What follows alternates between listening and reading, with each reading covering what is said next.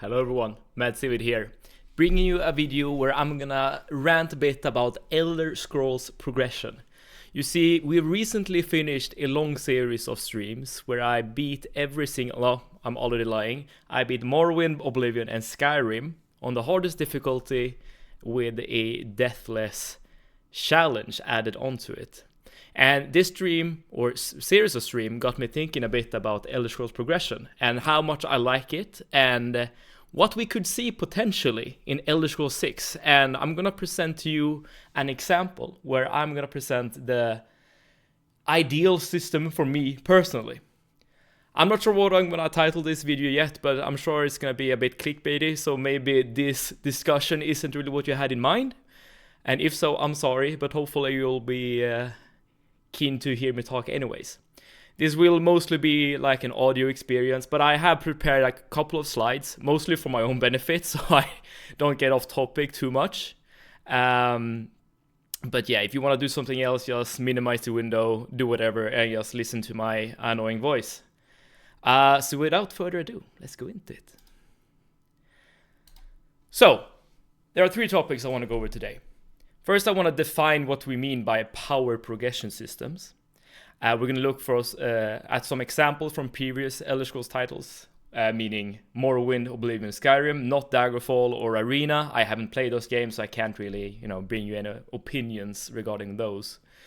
And then the most spicy topic of them all: what will be the best system for Elder Scrolls 6? And this is, of course, going to be extremely subjective and my own opinions. But maybe you'll agree with me. We'll see. All right, so beginning from the top, let's get the basics out of the way. What do we mean by power progression system? Well, it's in the name already, right? The system by which the player gains power. Duh. In many RPGs or games in general, I guess, these could be external sources that gives the player power, such as loot. So, for example, we can have newly obtained weapons that increases your damage. This could be, you might have just an rusty iron sword at the beginning of a game, and voila, you get a new cool steel sword that increases your damage output by like 20% or something.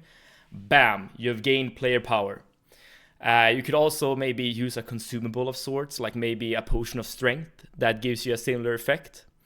But these kind of power increases is what I would define as external sources. And for the record, I'm not a game designer by any means. I'm sure all of these terms have been properly defined and there are names for them that I'm not aware of, but these are just, my thoughts, I guess. But the external sources are contrasted by the internal sources. These are often things like experience and levels, and these increase your stats on a permanent level, such as your strength score, your health hit points, stuff like that. Internal sources might also be things like talents, abilities, and spells. In many games, when you unlock a spell, say Fireball, it usually doesn't go away. I mean, there are of course edge cases and different examples that might go against this rule. For instance, I know that there is level draining in like older RPGs, but even still, these like level draining effects can often be like mitigated by some sort or another.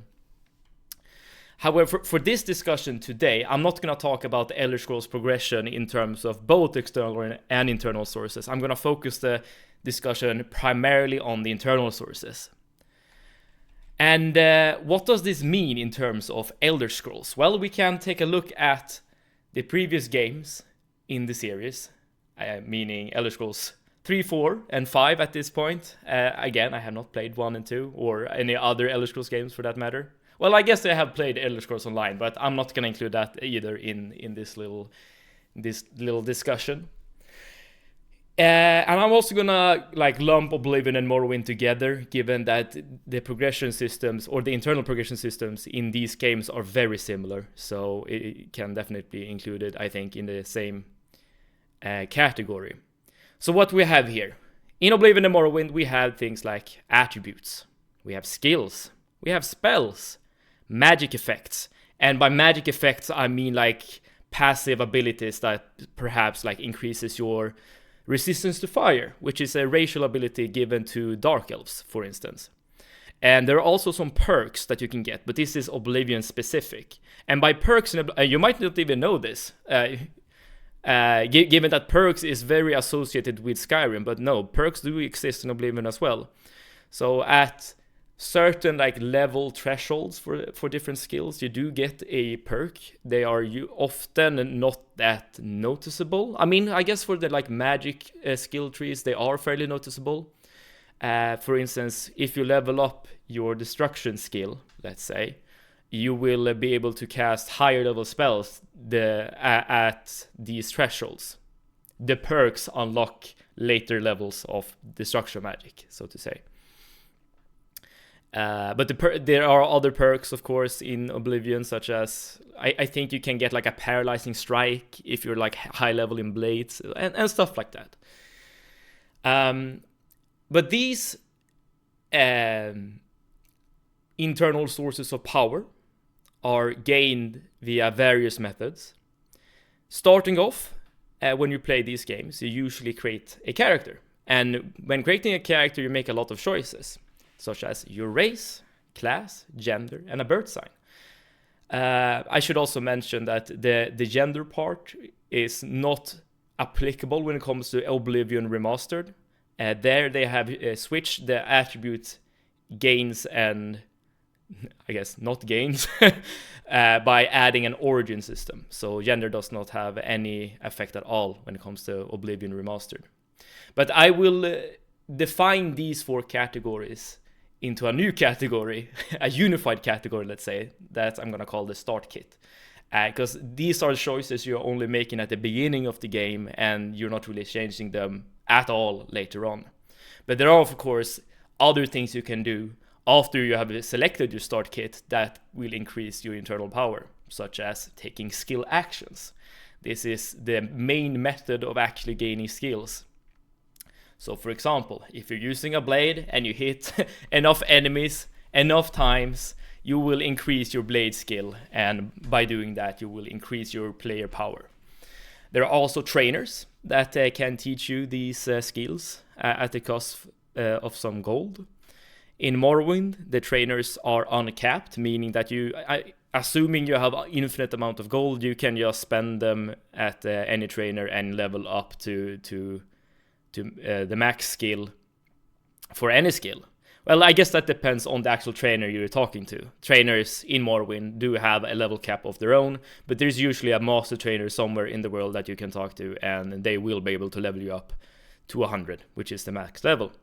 In Oblivion, there are also trainers, but you can only level 5 skills per level via trainer, I think.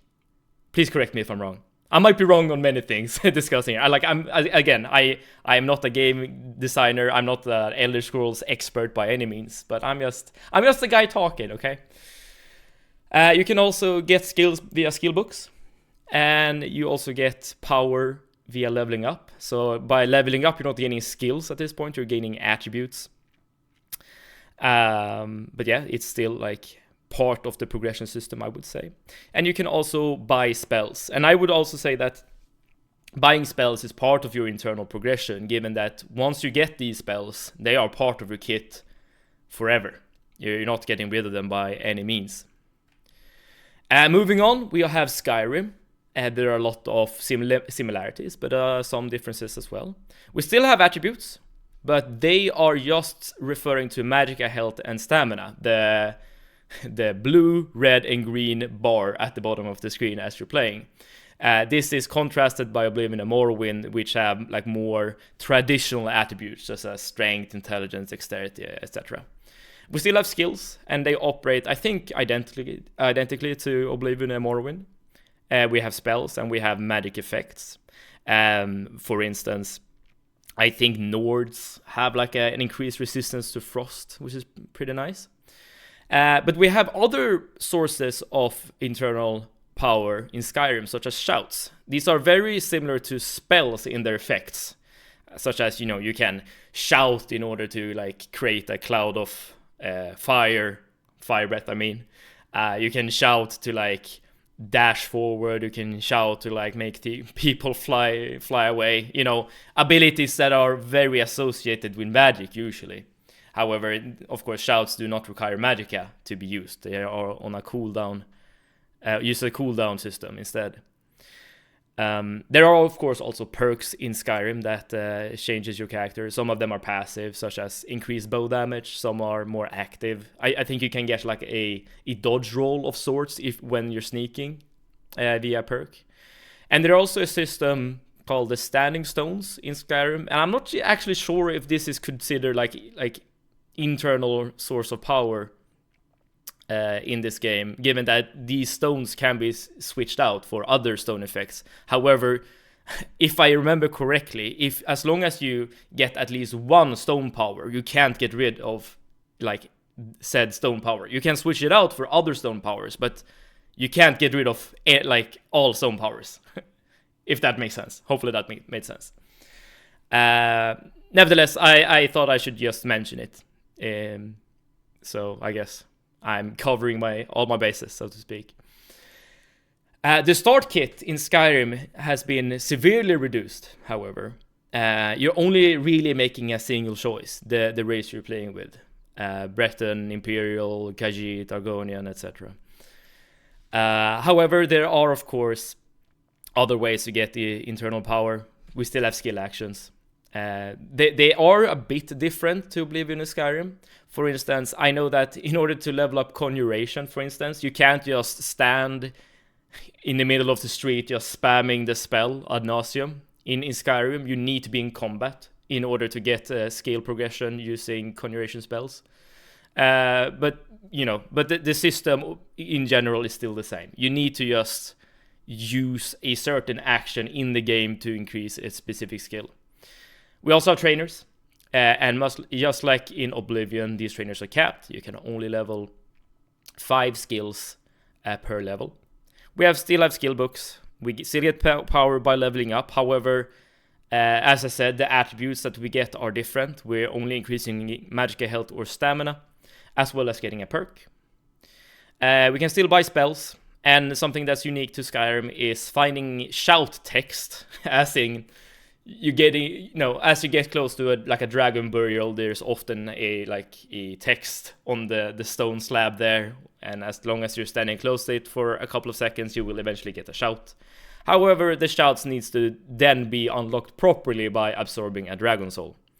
And there are also some quests that give you permanent passive effects that I would consider part of your internal source of power. For instance, I know that there's a quest that gives an effect called like Dwemer Lexicon or something to that effect that basically increases your, what is it? Your smithing skill again, or is it like smithing skill, or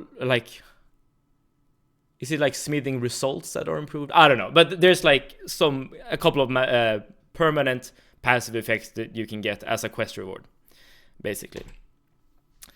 So now that we have a fairly good idea, I hope, of what we're talking about when we're talking about internal skill progression, or power progression rather, we can get into the more spicy topics of this little discussion here. And this is, of course, a very subjective take here. This is just my opinion. I'm not considering this to be objective fact by any means, and feel free to tell me in the comments if you disagree, or agree, for that matter.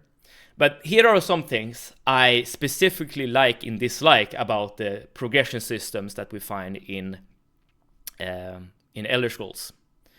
One thing I like, and this is like the main thing I like, basically the reason why I want to make a video like this, just to emphasize this approach.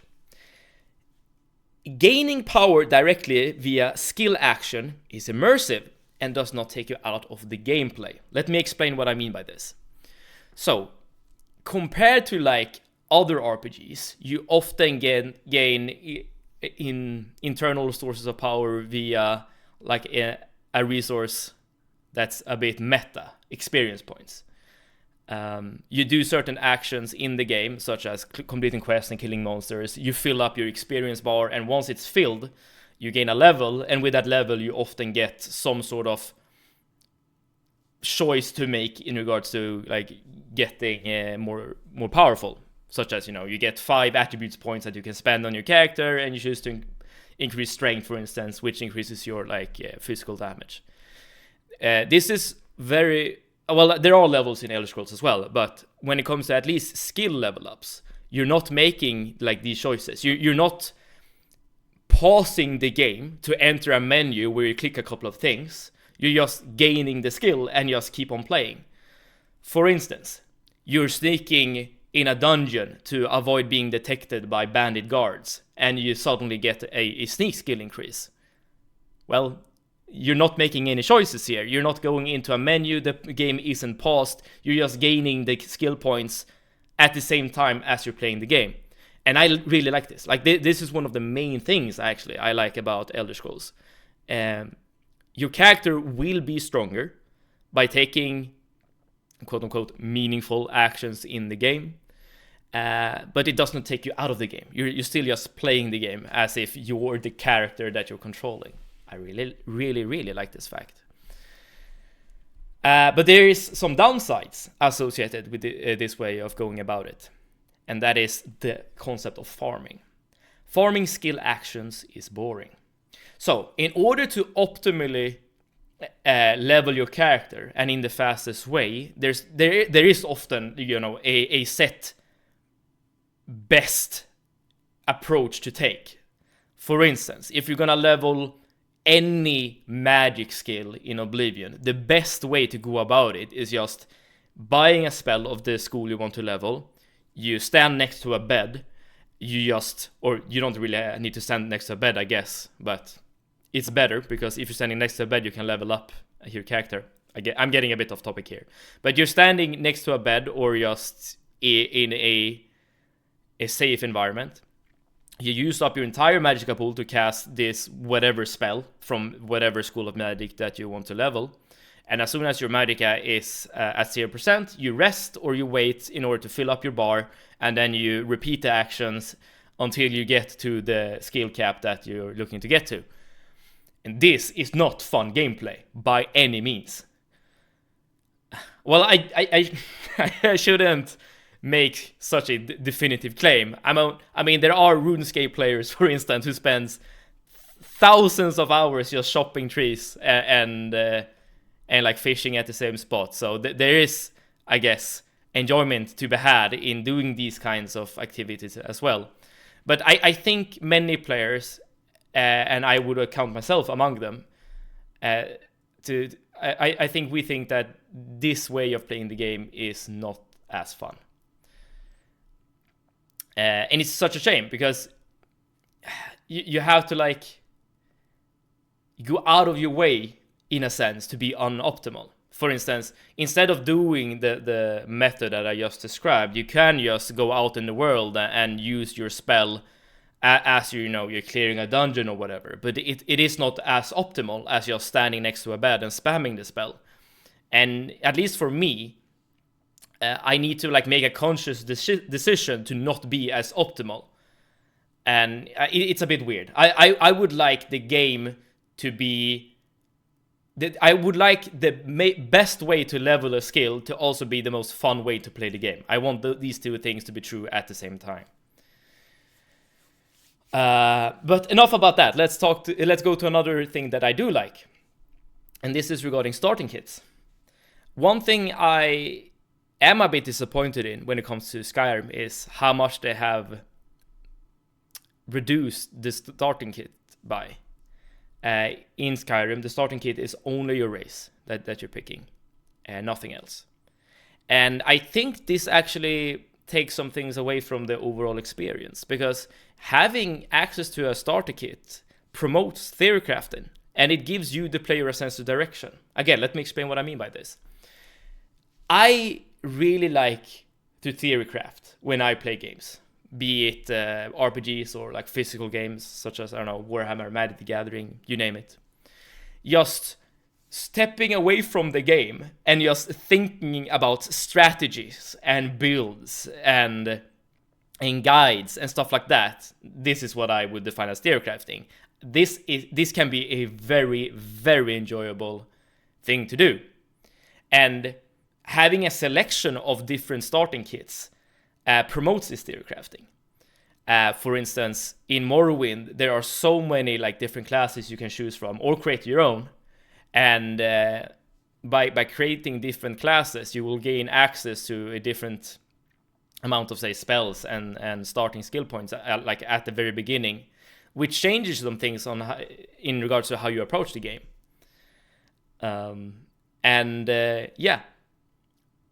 This increases my enjoyment of the game, I would say. And in regards to the player sense of direction, if you're picking a class that is called a wizard, and you see that your class has a bunch of bonuses to like magic skills, then you get like a sense of what you want to do with your character. You want to cast spells in order to overcome the different challenges the game poses to you.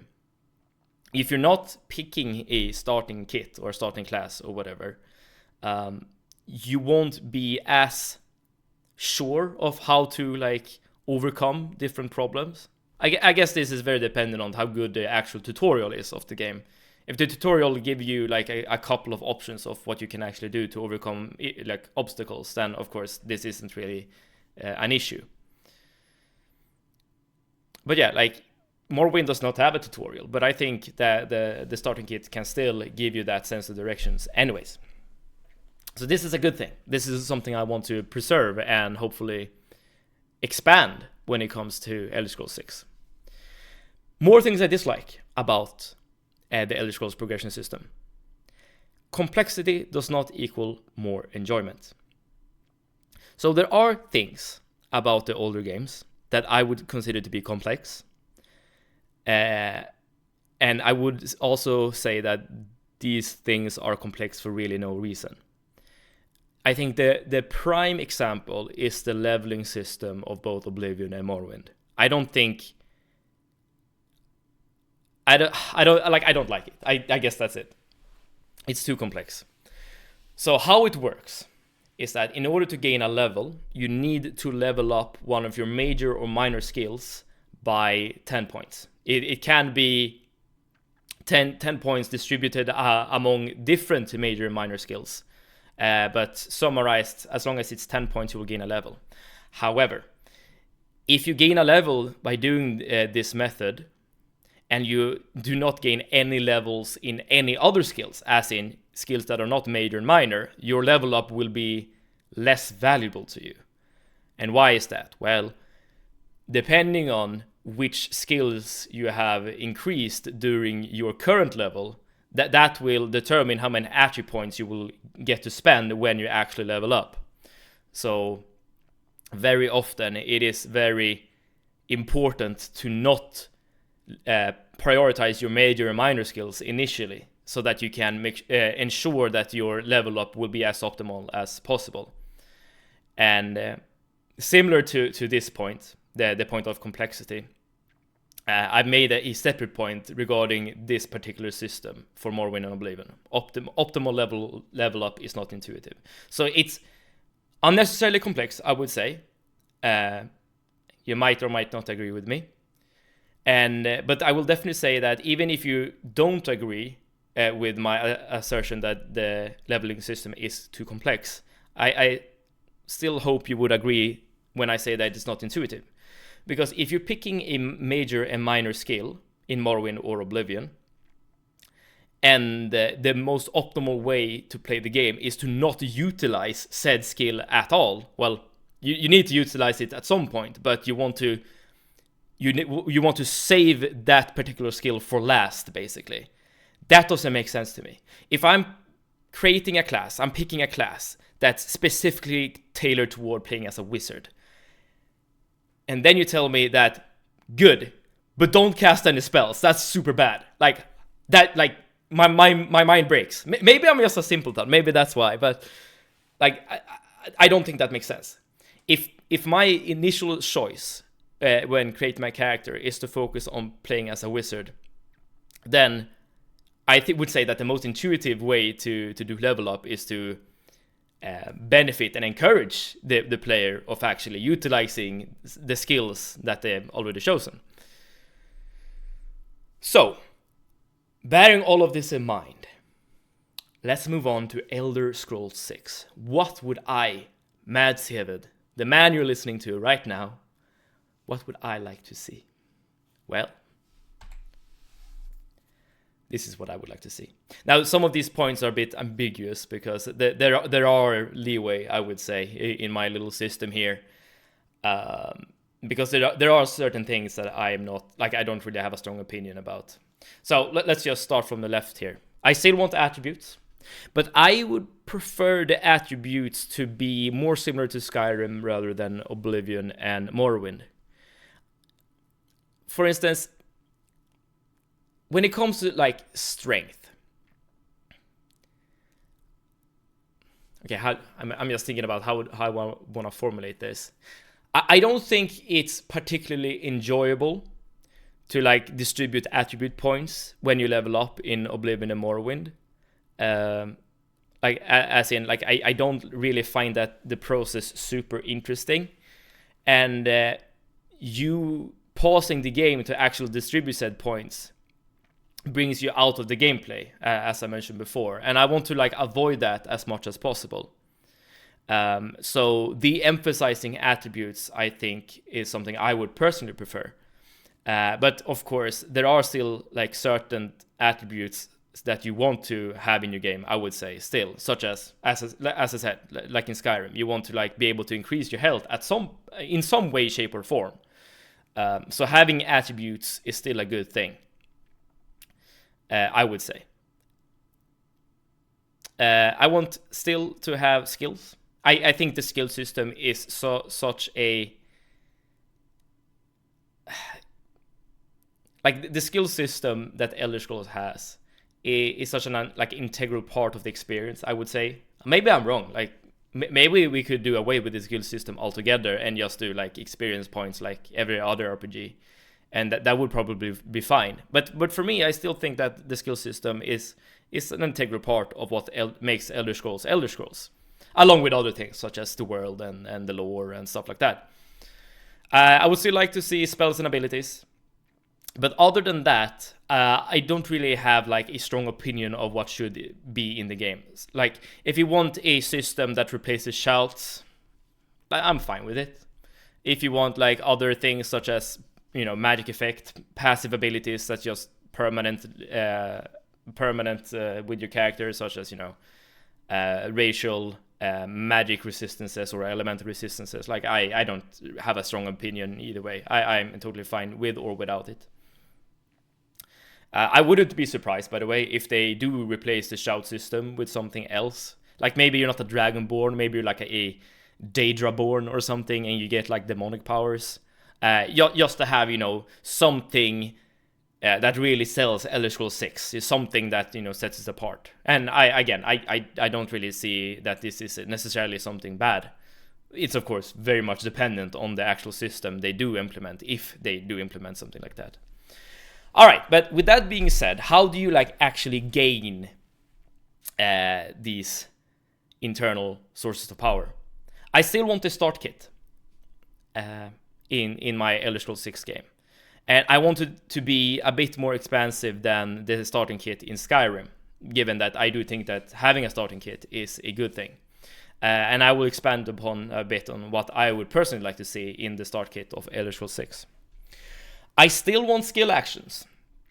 As I said, I think that skill actions is very immersive, and it does not bring you out of the game by pausing the game, bringing up a menu where you like click on which skill you want to level up or whatever.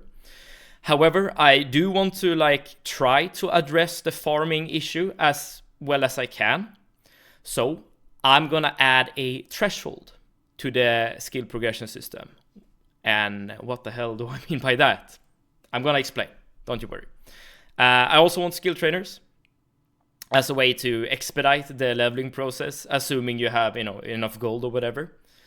But I want the skill trainers to be capped by the same threshold. And I also want the use of skill trainers to be less optimal than just using the skill as you normally would. because using a skill trainer is not really like, it's not really gameplay, right? It's just a system in place that allows you to skip the leveling process. And I think this is fine to add to a game, especially for like a late game character. If you're like a late game character that's a warrior and you like decide to get into like magic spells, you might not be interested in like the grind.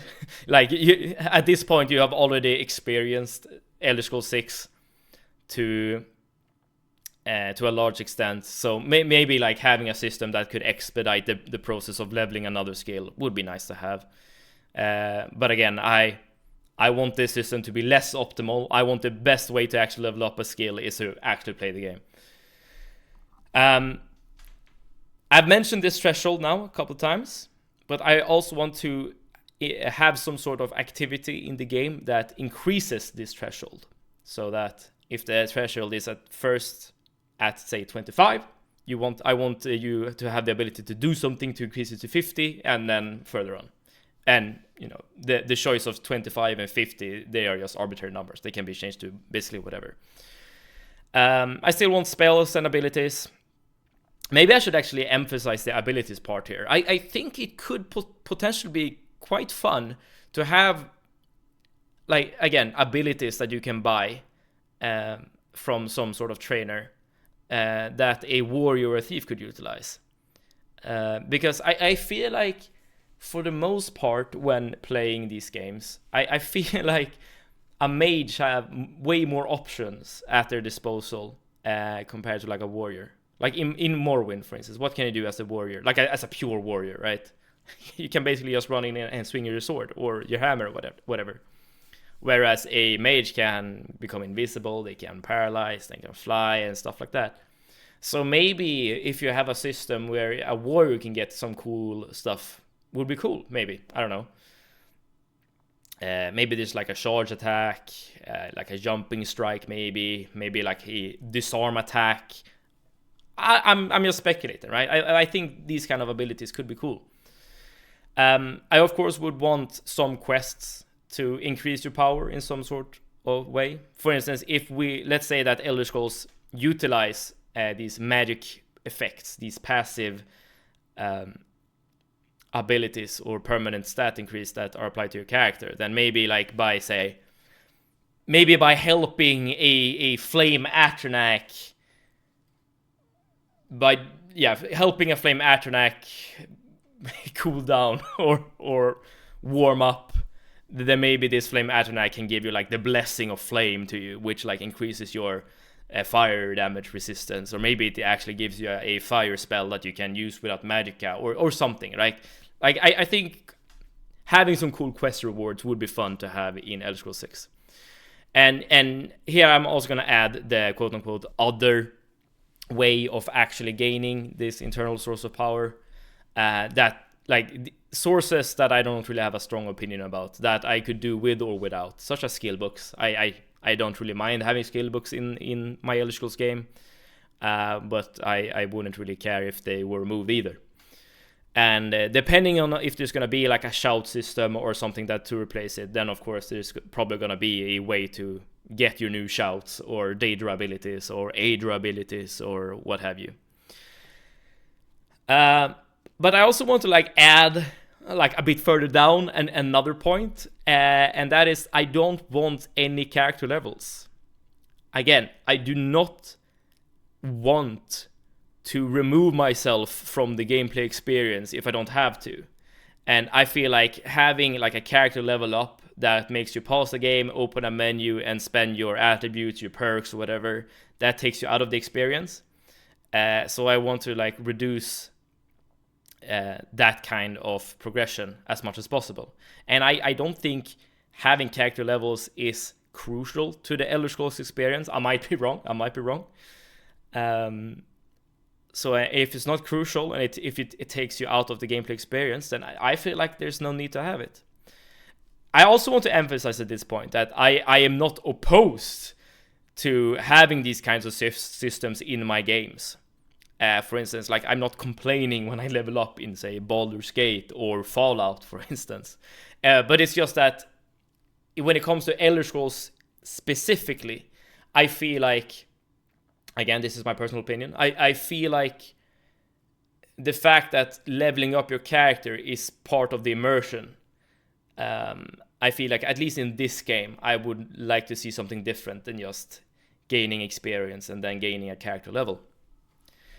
Again, this is just my opinion, and this might not be the best way to go forward with Elder Scrolls, but there we go. But let me emphasize and explain a bit more of these points that I've recently made here. Starting with the starting kit. What would I like to get out of the starting kit in Elder Scrolls 6? I have a bunch of maybes here that I'm going back and forth on some of these. Let's start with race. So in every Elder Scrolls game, you have some attributes that you're gaining, and sometimes even spells or perks that you're gaining from your choice of race, which is super cool. For instance, an Argonian can breathe underwater in Oblivion. A Dunmer has increased resistance to fire. A Nord has like a battle shout in Skyrim that allows people, or enables you to scare monsters away in combat. And these abilities and passive abilities are fun and very flavorful. The only thing that's like holding me back from this choice is that you're often pushed towards playing one race and one race only, depending on your playstyle. For instance, whenever I play Elder Scrolls, I feel like I'm picking the Breton race like 9 times out of 10, just because the bonuses you get is so aligned with what my way of playing the game. And I mean, it is that fact isn't bad per se, but it gets kind of samey at the same time. Like, maybe I would like to play a Khajiit at some point, but it would be on optimal. But maybe I'm caring too much about playing optimally. Like, maybe I should just relax and just play a bit for immersion. So maybe I shouldn't really care about the race bonuses. I'm not sure. But I would say that these race bonuses that you do get are very, again, like, integral to the experience. They are a classic part of Elder Scrolls, so maybe we shouldn't remove them. Maybe that would take something like crucial away from the game. So I can see like arguments both pro and con race abilities. I think like a gun to my head, I had to make a decision right here, right now. I would say have racial abilities still in the game, but maybe de-emphasize them, so that, let's say, like, playing a Breton will not always be, or a High Elf or Breton will not always be the correct choice for a mage character, always at every scenario, like, no questions asked. I don't know. But I still want a starting kit that actually impacts your game. So maybe we can have like a background system. Like, maybe you can like fill out a questionnaire or something at the beginning of the game, and that makes sense because you're always starting as a prisoner in these games. So maybe you need to like fill out some personal information before you get started, and then you can perhaps like choose what you have done like in earlier parts of your life. Here are some examples. Like, maybe you can like pick a choice for your childhood, your early life, and then your profession right before the start of the game. I have some examples here. So maybe you, as a child, you were born to nobility, which maybe increases your speechcraft at the start of the game, assuming speechcraft is a skill that's a part of Elder Scrolls 6, as well as you start in gold. And maybe you get some like unique dialogue options to you being a nobleborn. That would be cool.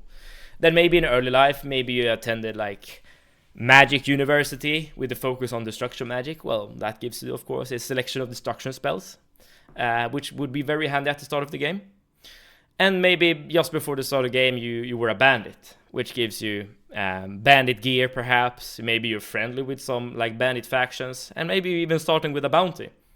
Well, if you're starting as a prisoner, you've already been caught, so maybe not a bounty would be like the best thing to add to the character. But you know what I mean, right? You fill out a questionnaire about the early parts of your life, which adds flavor and roleplay to the game, but also like some sort of starting items or starting spells or gold or skills or what have you, that really makes it so that you have an idea of what your character is at the start of the game. It's not like in Skyrim where your character is just a race. You do have like a background, some skills, things you can rely upon. I've also added two maybes, quirks and birth sign. Let's start with quirk, and the best way to explain quirks is with an example. So quirk, I would say, is like some trait you add to your character with a positive aspect to it and a negative aspect to it. So this is a very classical example when it comes to like games that have this kind of system. Glass cannon. You take 10% more damage, but you deal 10% more damage. Quirks, when added in video games, can make your character a bit more interesting. Especially when the quirks give you like dialogue options, that's often very fun. But the reason why I'm a bit hesitant when it comes to perks is that it very often becomes like a min-max activity, and you're picking your quirks not based on roleplay at all, but like primarily on the effects that you get. I guess a very obvious example would be the game Project Zomboid, if you're aware of that game. It's a zombie survival game where you create a character at the beginning, and one of the major things that you do decide at the beginning is perks. So a bunch of benefits and about a bunch of downsides. And again, like these choices are, at least not for me, like roleplay oriented. They're just a way to min-max your character. And if all you're doing is just min-maxing your character, then I don't think quirks are that interesting. But if they add like something to the immersion, I would like to see some quirks included into the game. And lastly, we have the bird sign.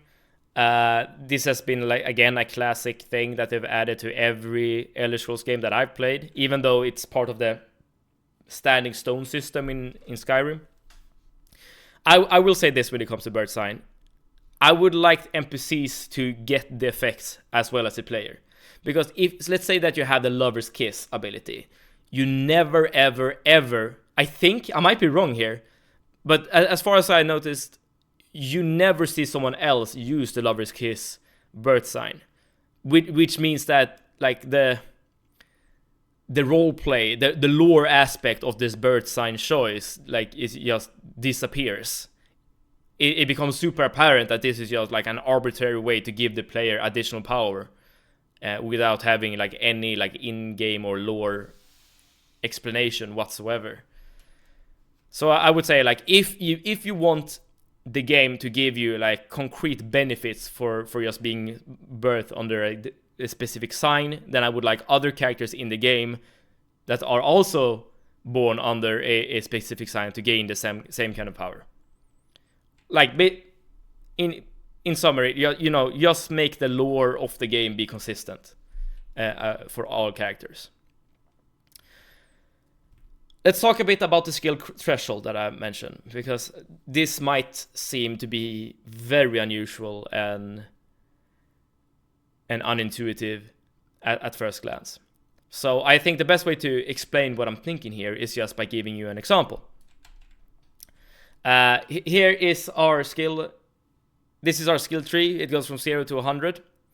And let's say that we're using a certain skill, and we use the specific skill action to level, or a trainer, to level the skill from whatever it starts at up to 25. Then I would say that you have now leveled up to the threshold, and the following will happen in your game. A text will appear on the screen that say something along the lines of, you have learned as much as you can about this skill as you can on your own, and explore for ways to unlock more knowledge. And what does this mean? Well, my screen is, my camera is kind of covering the screen there. I want a new dialogue option to be added to the game, where you can ask like random NPCs in the world about ways to learn more about this particular skill. So for instance, let's say that you hit 25 in blades, the blade skill. Then maybe you can like go up to a guard in a city and be like, yo, do you know anyone who like knows things about being a swordsman? Because I think I've learned as much as I can on my own. And maybe they can like direct you by giving you a quest or just a waypoint or whatever. And I definitely want more than one way to learn about how to increase your threshold. Maybe you're not, like maybe you're a mage, say, and you find a book that says, oh, here's like a cool ass ritual that you can do, if you dare. And then you're like, okay, yeah, if I do this ritual, then I will increase my skill threshold. That would be cool. And I think this also makes sense in terms of immersion, this way of going about it. Because I think there's a limit, like in real life, there's a limit on how much you can learn of a skill by just applying it over and over by yourself. I mean, you can definitely make a lot of progress by doing this. And I guess it very much depends on the skill we're talking about. But say if you're a swordsman in real life, you're practicing HEMA, and you just have a sword and you have a forest. Like, you just going out and just chopping down trees with your sword will definitely teach you a thing or two about using a sword. But I would say that there's a limit on how much you can actually learn by just chopping trees in the forest. And in order to like improve further, you probably need to do something. You need to like maybe attend a HEMA class. You need to watch a YouTube video. You need to, I don't know, learn more about the blade itself, maybe. I don't know. Like, the point is, you can't just do the same action over and over and over again and just expect to become a master at the end of it. Again, I guess this can be... I don't want to say that this is like an absolute rule for every skill in real life. Maybe there is a skill that you can just try to do over and over and over again, and eventually you will master it. But yeah, I think in many cases that you need to like vary the way you approach the skill in order to make like meaningful progress. And that is the kind of system I want to implement in this game. All right, so let's say that you have increased your blade skill to 25. You have learned a way to increase the threshold further. What happens then? Well, let's take a look. You go to some source that allows you to unlock your threshold further. Then I want the game to tell you something like, utilizing the knowledge about this skill given to you by this source, you have gained the source perk. You may now use more advanced skill trainers, and the skill threshold has increased to 50. And this, I didn't mention it before, but as you increase your threshold to further levels, I would definitely want like a reward to be given to the player. And I have mentioned it here as the threshold unlocking source ID perk. That's a bit of a mouthful. And once you have obtained this perk and you have unlocked this threshold, then you will be able to just level up from 25 to 50, and the process will repeat. But here's the tricky part. Like, up to this point, you might be thinking, like, why the hell?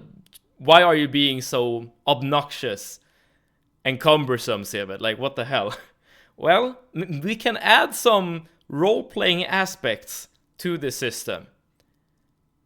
For instance, I want the game to have different ways to increase the threshold from 25 to 50. And by choosing one of these choices, you are locked out of picking other choices. Of course, you can have a discussion if like respecking should be a thing. But I think that's a discussion for another time. But this would actually mean that you're actually making a meaningful choice for your character progression, but you're not making this meaningful choice by pausing the game, opening a menu, and distributing points. You're making the choice in-game as your character. This choice is made via gameplay. And I think that is something I definitely want in an Elder Scrolls game, and I think it fits an Elder Scrolls game. So let's use a very like an even more concrete example, just to really hammer home this point. I'm gonna move my little webcam further. So let's use the blade skill as an example. Should the blade skill be added to Elder Scrolls 6? Should it just be called one-handed? I don't know, but this is just an example, right? So at the start of the game, you start with the 25 threshold, easy peasy. Once you level to 25, maybe you do a quest, help the old soldier, And if you help the old soldier will teach you a couple of tricks from when they were a soldier, basically. And by applying and utilizing the knowledge that the soldier gives you, you're able to like specialize and perfect your skill further. So your threshold is increased to 50. And maybe you will also get a perk from picking this this way of increasing your threshold. So this is just something I've come up with. Took 2 seconds. I haven't really thought this through, but maybe you will get the fight dirty perk. You know, the soldier, they are old, they are wise, they have learned a bunch of things as they have, well, been a soldier, and they have realized that sometimes you need to fight dirty. So this skill might be, if you're fighting with a blade and have a hand free, use this ability to temporarily blind humanoid enemies. So maybe you have like a pouch of sand in your pocket and you just throw it. I know that there are like HEMA practitioners and like swords enthusiasts that have discussed how viable it is to throw sands mid-fight, but this is a video game, damn it, we can do whatever we want. But as you're leveling up from 25 to 50, you get another threshold, and you need to unlock it in some way, shape, or form. Well, maybe this time you unlock it via Fighter Guild blade trainers. So when you're in the Fighters Guild, maybe you gain a few ranks, and by gaining ranks, you get access to specialized trainers, and these trainers can, maybe for a quest, maybe for just a lump of money, like whatever, maybe they can make you increase your threshold. Well, then you might get another perk. The parry perk, in this case. If you're fighting with a blade, use this ability to enter a parry stance. If hit by a physical attack, prevent damage and automatically hit the enemy with a weapon attack. So you're making a parry and a counter strike. And lastly, by beating the arena questline, let's say if there's an arena questline in Elder Scrolls 6, then you might unlock the final threshold of 100. And by beating the arena, you might get a whirlwind perk that allows you to hit all enemies surrounding you. And by the way, I've for this particular example, I've made it so that in order to increase your threshold, you need to like visit like a master or like do something martial related. But this will of course be highly, let's say, highly related to the skill you're actually increasing. So for instance, if you want to like do the same example for a magic skill, maybe you increasing your threshold is actually like you're doing rituals that pushes your magic abilities further, or like maybe like I don't know, doing a quest for a Daedra, or you can also of course visit trainers here as well. But yeah, my point is that the way you increase the threshold is very dependent on the actual skill you want to increase. And then lastly, once you get to 100, you will get access to the mastery quest. This is very similar to like the quest you get in Oblivion. Oh, by the way, I haven't really mentioned it, but there are skill quests in Oblivion that I think are really fun. And those quests are the inspiration for this system as well. But yeah, as you get to 100, you get access to like a master quest, like a very, very difficult to do quest. But if you complete it, you will gain like a super perk. Like for instance, if you're still using the blade example, maybe you can get like the anime teleport behind you, nothing's personal kid, or like the samurai strike, where two enemies or two fighters are facing each other and they just run past each other and do the chop. And then one of them falls down dead. Like maybe you can do something like that. Just dash past a couple of enemies, and like 5 seconds later or 3 seconds later, they will just take massive amounts of damage, and you can like look like a badass. I don't know. I'm just, I'm just thinking out loud at this point. But yeah, so this is an example of how a blade progression system could look like. And by taking this particular path, you are locked out of different paths. So again, I'm just thinking out loud here, basically. But maybe the old soldier quest you did was like had a choice in the said quest. Maybe you had to help the old soldier or the hunter, and the one you didn't help, maybe they don't like you anymore. Maybe they even die or get like taken into prison. I don't know. But for some way, that trainer or whatever is not available to you anymore. Which means that the perk that you would get from the hunter is now locked in the game. And the same for the fighter's guild. Maybe by joining the fighter's guild, you will not have the option to join the bandit faction. And by not joining the bandit faction, well, you no longer have access to bandit trainers or other bandit-related activities that would increase the threshold.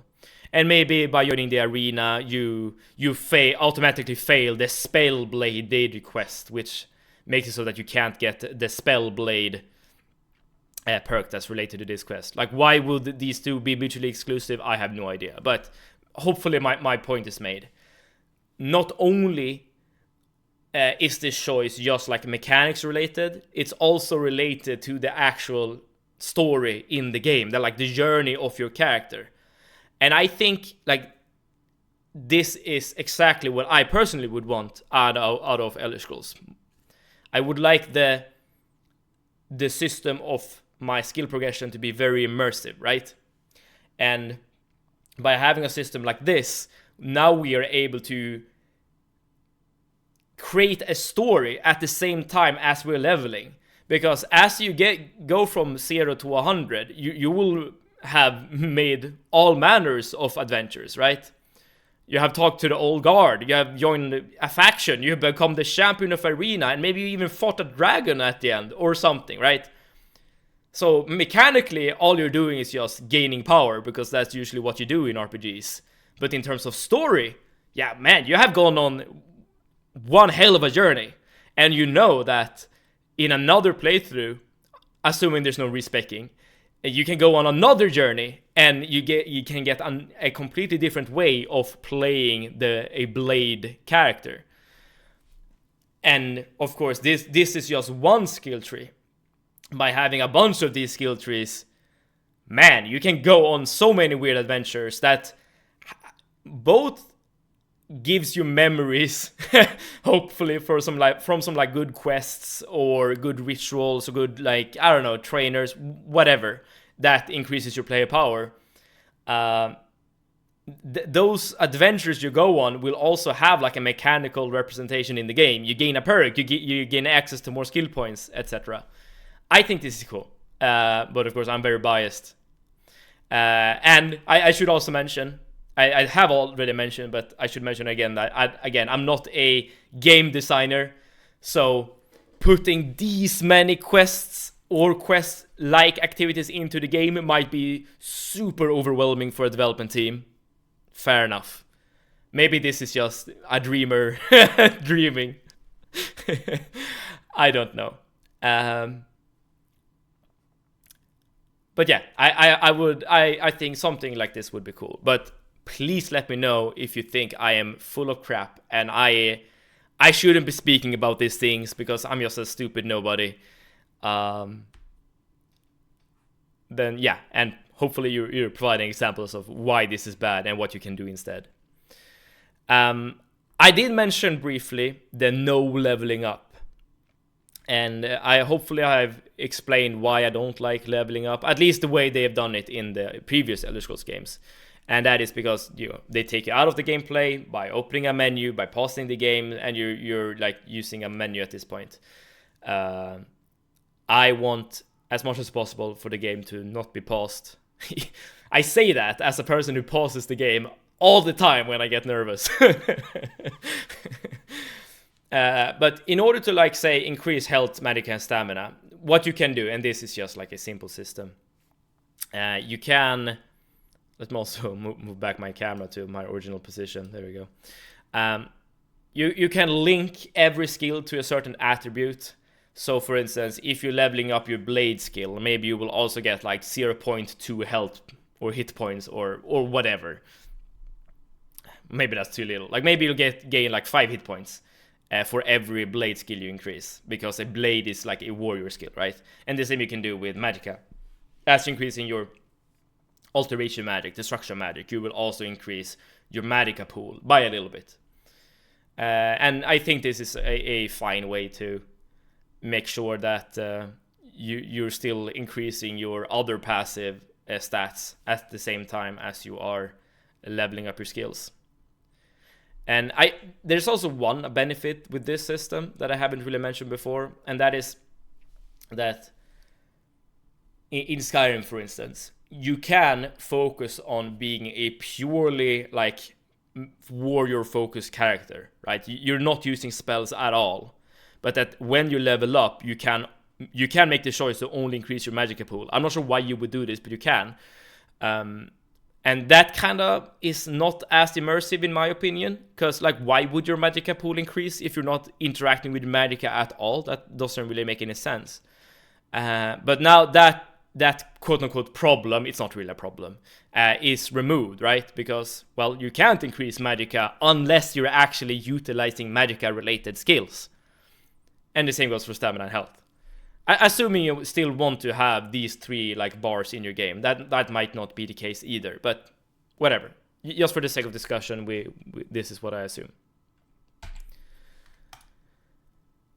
But that's about it for this video. I'm super happy if you watched this to the end, and hopefully my little rant was enjoyable. Like maybe you were doing dishes or cleaning or something and just wanted something to listen to. And hopefully this was somewhat interesting to listen to as you were doing your kind of activity. But yeah, what do you think? Do you like what I've suggested? Do you want to modify it? Maybe you like some parts, but not all of them. So please let me know. Like, add in a comment what you think. And maybe you have an entire different system in mind that I haven't thought about at all. Like, mention that in the comments as well. Like hopefully this could be like a cool discussion where we all like nerd out a bit about what the Elder Scrolls 6 could have in store for us. And in regards to like the content on this channel, like what would you like me to talk about next? Or do you like this format of videos? Like, please let me know. Do you want to talk about other things Elder Scrolls related? Like, maybe we could discuss which skills should be added to the game. Like, should we have a blade skill, or should it be a one-handed skill, or something else entirely? I don't know. We can have this discussion as well. Maybe we should like leave Elder Scrolls altogether and discuss different games. I'm down too, man. Like I love discussing games. So yes, please let me know. And I guess if you have listened this far, just please bear with me for a couple more seconds, just to get some additional information out of the way. I also stream on Twitch, and I'm gonna add the link to my Twitch channel in the description if you want to join and hang out. It's not necessary by any means. I also want to like do more videos on these channels as well, so shorts and just these kind of videos perhaps, so please consider subscribing if you want to see more. I also wrestle on my free time, as in pro wrestling, and if you want to follow that journey, I also have a link in the description for a social media page.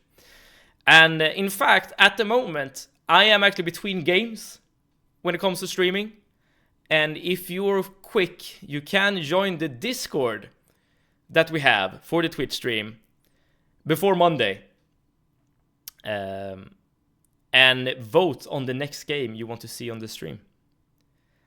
So hopefully I'll see you around. But if nothing else, I just want to say, wherever you are in the world, hopefully you're doing good. And hopefully we together can enjoy some future content perhaps in one way, shape or form. But until then, save it out.